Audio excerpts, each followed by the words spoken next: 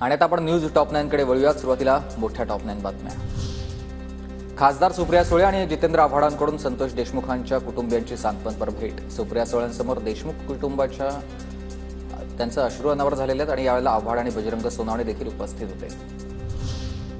न्याय मिळेल अशी आम्हाला अपेक्षा नाहीये, ग्रामस्थांची सुळेंसमोर कैफियत। तर मी तुमच्या न्यायासाठी लढणार, सुप्रिया सुळेंचं देशमुख कुटुंबियांना आश्वासन। सरकारला कुणाला तरी वाचवायचंय, मसाजोगच्या ग्रामस्थांचा आवाज दाबला जातोय। नैतिकतेच्या मुद्द्यावर धनंजय मुंडेंनी राजीनामा द्यावा, मात्र त्यासाठी स्वतःमध्ये नैतिकता असायला हवी, राऊतांचा हल्लाबोल। आरोपींना कठोर शिक्षा व्हावी, वैभव देशमुखची मागणी आहे। तर 6 तारखेपासून आरोपी संतोष देशमुखांच्या मागावर होते, कुटुंबियांचा आरोप आहे।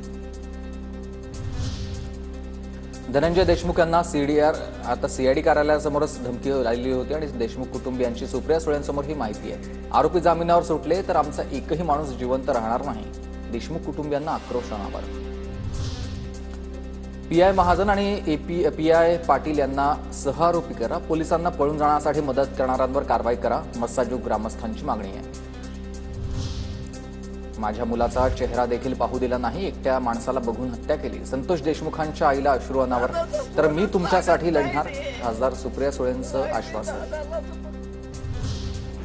कृष्णा आंधळ्याला अटक करा, 25 तारखेपर्यंत अटक न केल्यास अन्नत्याग करू, आरोपींना फाशीची शिक्षा मिळेपर्यंत थांबणार नाही, मसाजोगमधील बैठकीत ग्रामस्थ आक्रमक झाले। बीड प्रकरणामध्ये लक्ष घालू असा शब्द शहांनी दिलाय, अन्नत्याग करू नका, सुळेंचं आवाहन। देशमुख कुटुंबाला न्याय मिळवल्याशिवाय स्वस्थ बसणार नाही, सुप्रिया सुळेंचं आश्वासन आहे।